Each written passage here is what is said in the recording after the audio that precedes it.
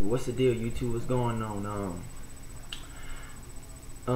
Basically the topic that I want to get into, I want to get into my life story, and but first of all, I want to talk about why nextgen720 and hard8 are my YouTube role models, and the reason why they are my role models on YouTube is because I look at where they came from personally and their backgrounds.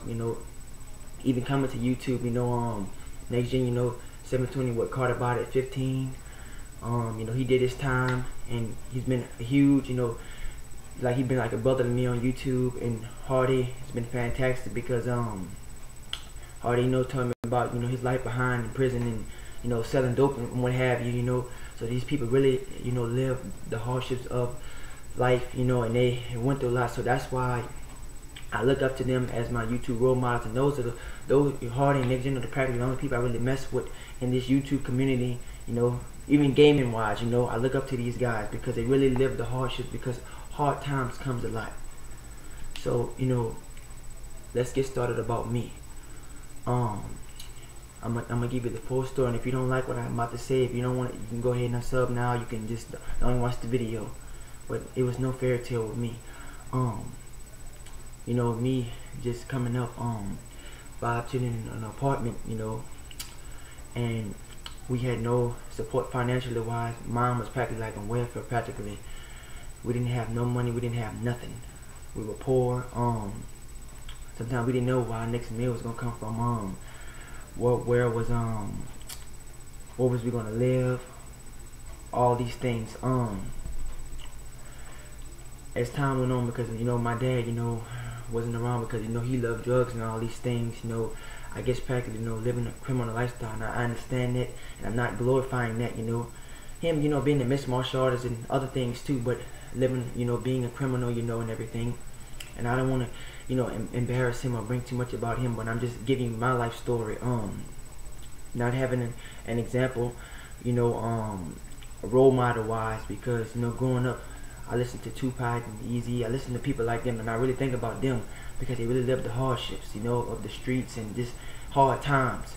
And that's why I feel like nobody can never replace Tupac and Eazy-E and Biggie. Nobody can replace these guys, because they live the hardships. I don't fool with people like Lil Wayne and all these kissing but facts because they haven't went through nothing.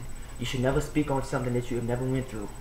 So anyway, and like I said, I'm an old school cat, so I was raised a different way. I couldn't go out and party and do these things. I had to go to church. I had to do the right thing all the time. And even at the point, at times I started getting frustrating because it got crazy, and I had to be a certain way. I couldn't sag my pants. I had to speak a certain way, all these things.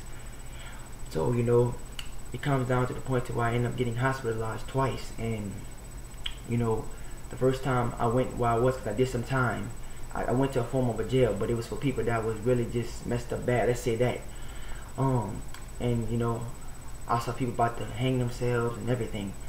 One dude said he was finna go commit suicide. I saw people lose their minds.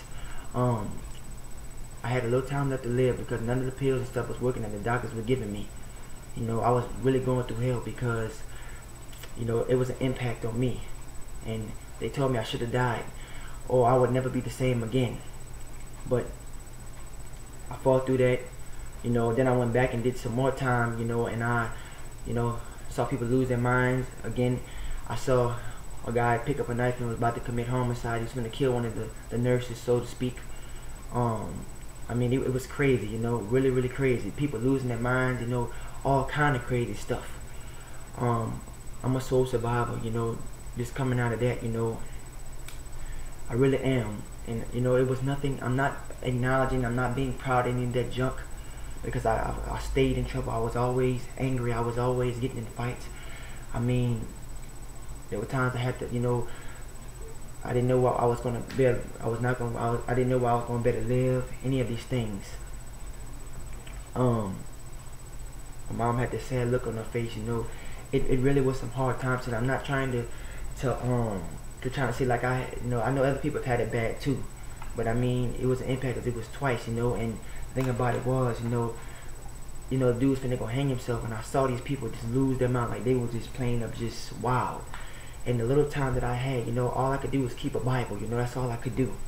because I mean I was shaking down.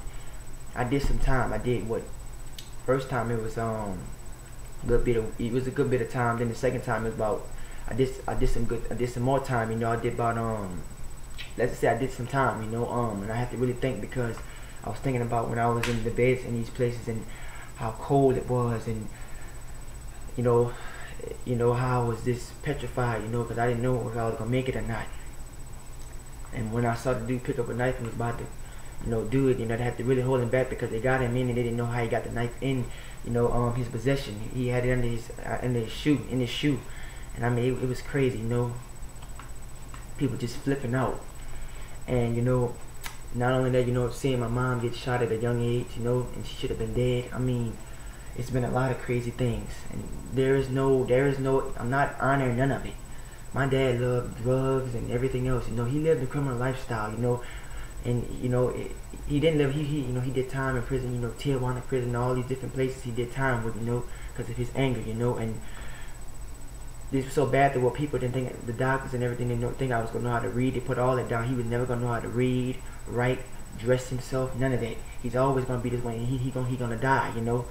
And I had to really, you know, make a commitment to go back to church and get my hands clean, like, no doubt. I had to really give my life back to God for him to really clean me up, you know, because I was on my way out of here. It's a lot of turmoil, and it was so bad, you know. And now, you know, I'm almost finishing up school now, thank God, but they didn't think I was gonna know how to read, write, or he ain't gonna be nothing, you know.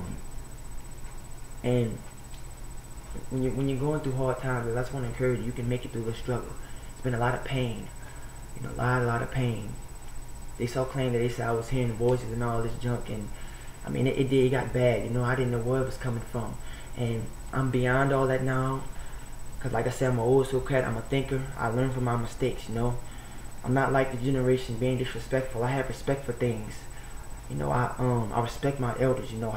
The way I speak, you know. I'm hoping that I get a chance to really be an example to the youth, tell them they don't have to do these things like smoke weed and do drugs. I seen all. You don't have to go deal with all that, you know. And don't let. I feel like you shouldn't want to go to no place, you know, go to jail or prison, any of these type of places, or jail-like place, any of that, you know, behind your anger, behind any stupidness. Get your education, get out of school. First of all, put God first and do what you have to do. Now, you know, we play around on YouTube, but in serious life, personally, you know, my heart is good, and I'm saying that, you know, I know what I've been through. Nobody can tell me nothing. That's why I thank God so much for nextgen720 and hard8, because I know what they can come from, you know, using food stamps, welfare, all these things. That my mom, you know, was on welfare. We didn't have nothing. 5 kids in an apartment practically. So I mean, it was no good times, and I'm not honoring none of it. I just thank God I came through it, because I had to really, you know, change, and that's why I started getting into martial arts. That's why my hands are so quick and everything, and I put the time into my craft, you know. I really do. And I had to really, you know, change. I had to go back to church to really get these hands clean, because I wasn't gonna get another chance, you know. I was messed up bad, and you know, I prove everybody wrong. I'm smart in school, all these things. I overcome all that junk now, you know. I'm still, you know, still have the struggles here and there, but I mean, I've come a long ways, you know. I really have. I just wanted to give you where I came from, you know. You know, I didn't want to, you know, because I know you guys, you know, you want to know my full background, my full story, so I wanted to go ahead and just bring it out to you. If you don't watch the video, that's on you, and if you call me whatever you want, I'm not going to care, because I know where I came from. I didn't change from it, I didn't learn from it, and it's not anything personal. This is just YouTube, you know. So, you know, I thank God. Shout out to NextGen, shout out to hard8. But, you know, it's some crazy, you know, crazy mess. Let me know what you guys think. I'm not trying to have a pity party. I just wanted to let you know who I am, you know, coming up. I'm just telling you, you can beat any situation. You can beat whatever they label you as. You know, they label me as some bad things, you know, label me, I don't want to get into that, but, you know, I don't want to get too personal, but anything they label you as, you can overcome it. You can. Whatever it is, whether you're on drugs, any of that, I'm never going to judge nobody. I've learned to have value and respect for everybody and treat people right. So, I mean, I'm like an old school cat. I know I had it hard, and I know a lot of other people had it hard. You have to learn from your mistakes. Don't keep doing the same old dumb crap. Don't, you know. So, that's it for this video. Give me my life story. Shout out to hard8, NextGen. I'm out of here. Peace.